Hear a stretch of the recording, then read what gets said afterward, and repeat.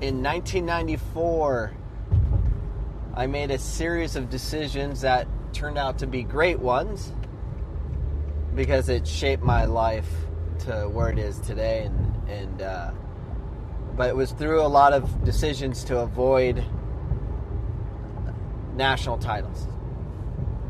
So in 1994, I chose to go to Phoenix College versus going to Yavapai. I was the most dominant forward in Arizona.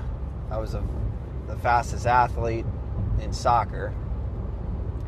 And I chose to go to Phoenix College, mainly because I knew some kids that kids were going there, stay close to home.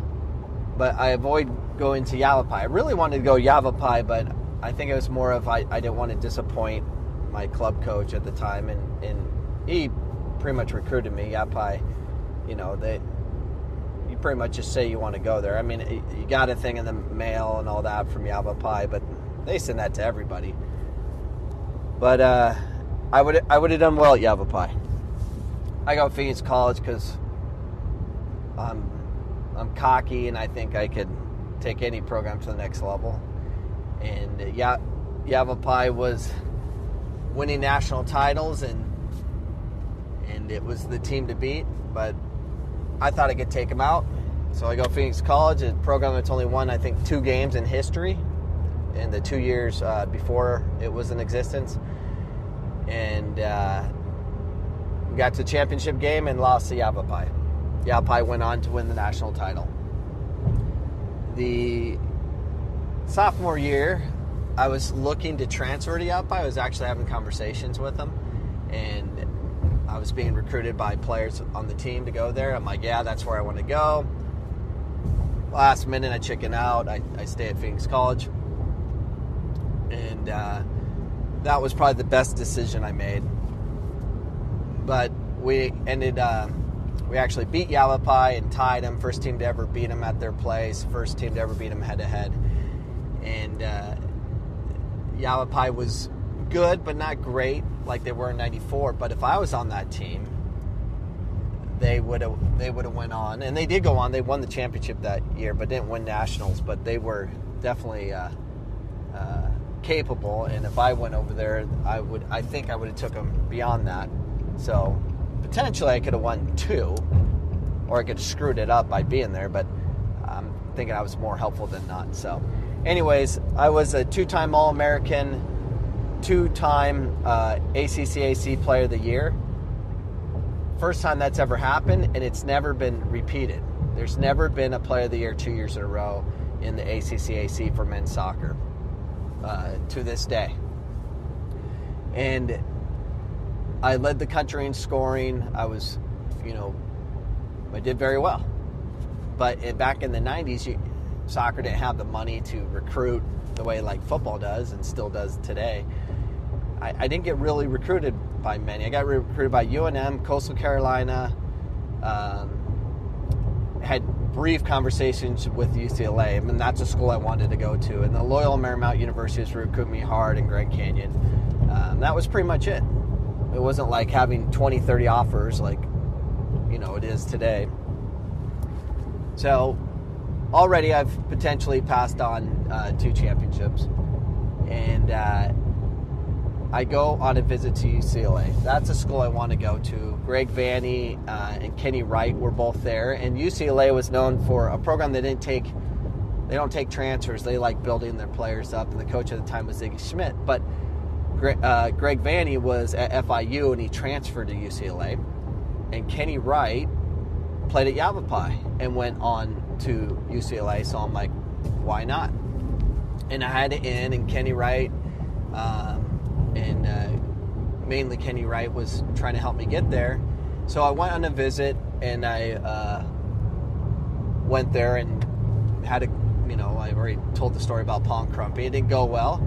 I still could have walked on and paid, and I should have, but because I'm angry little man at the time, still angry today, but I chose to go to Loyola Marymount University for spite because I was mad at Paul Crumpy. So I should have went to Grand Canyon University. I knew a lot of the players. I knew they were good, and it gave me a chance to play with Sasha Hunter, another fast forward that I always wanted to play with. He was supposed to come to Phoenix College, and he should have, because if Sasha Hunter came to Phoenix College, he was another pick fast forward. Us together would have destroyed everybody. We would have won nationals. But he went to South Mountain. Why? Kind of same thing. Their club coach and stuff like that. So anyways, so I was really wanting to go to Grand Canyon, but if things didn't work out at UCLA, and obviously they didn't because I was so upset, I go to Loyola Marymount, but didn't go to Grand Canyon in 1996. I went to Loyola, and Grand Canyon wins the national title. So it was really kind of a flip of a coin, you know. Grand Canyon, Loyola Marymount. Grand Canyon was a good program. Loyola, they're horrible. Of course, what do? I picked the horrible program. So, go Loyola. Of course, Paul Crump gets a job. I leave. And now I'm trying to go back to UCLA because now I want to go to UCLA again because Paul Crumpy's not there. So I decide to go pro. And UCLA wins the national title in 1997. So I was very close of winning a national title, whether it would have been at Yavapai or at Phoenix College if Sasha would have came over, or Grand Canyon if I stayed local. But I wanted to go pick a fight with UCLA because that's what I do. I always go after the giants. I want to slay the big ones. And I was so close. But I did win one national title. And actually, it's the 20th anniversary this year. 20 years ago, 1998, I played for ASU Club. And club soccer back then was pretty big. There's professionals all playing. All they did is register in like a one-credit class, and therefore they could play. I was actually finishing my degree at ASU at the time. And had the chance to play for the club team. And we had to go to region, districts, and we got to the national championships, and we ended up playing Texas A&M in the final. The same year, Texas A&M had that big bonfire and that killed a bunch of students from Texas A&M. I remember we did a moment of silence. But we ended up 1-0. I scored the game winner. Darren Clare had the shutout, and it was great competition. But we won the national title then. And ASU's had soccer for 35 years, I believe now, and they've only won one national title. So that is ours. And proud to say it's our 20th anniversary. So I have one national title. We're getting our national championship rings this year. Very excited about that. After 20 years of saving, I guess, because school won't buy us any. We'll buy our own. But it's still ours. And it's very significant. And kind of what's, kind of got this going was I was watching one of my players for Phoenix College who is a high-level handball player, and he's playing at the ASU Gamage. And I was over there watching him play handball, and I was just in the student union area where they have all their fitness, or at this ASU Fitness Center, and I'm just going through the rooms, and I noticed there's national championship banners, and there's wrestling, and they have all these national championship banners for club, and I saw the men's soccer one. I'm like, you gotta be kidding me! I never knew we even got a banner. So they hung a banner, never told us about it, as far as I know. So the banner's in there. I found it, took a picture, put it on Facebook. I thought that was pretty cool, and no one knew about it.